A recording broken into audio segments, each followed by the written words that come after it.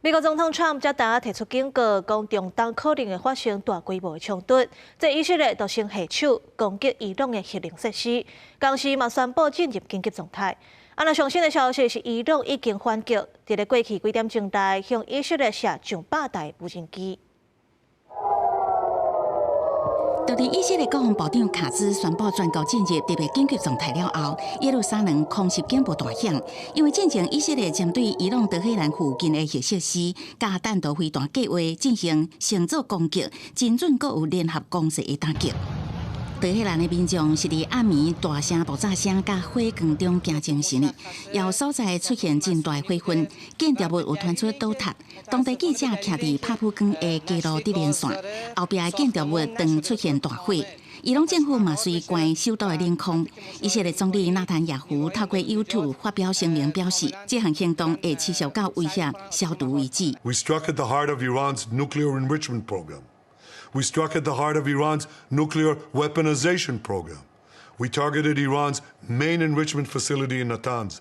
We targeted Iran's leading nuclear scientists working on the Iranian bomb.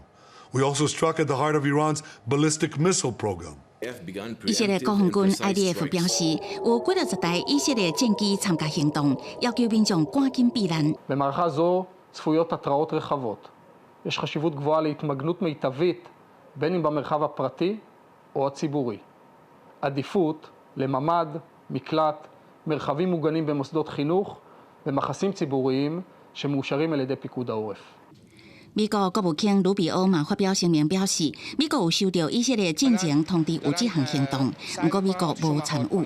进前美国就已经为伊拉克首都撤离部分外交人员，佮开放自中东的美军家属自愿撤离。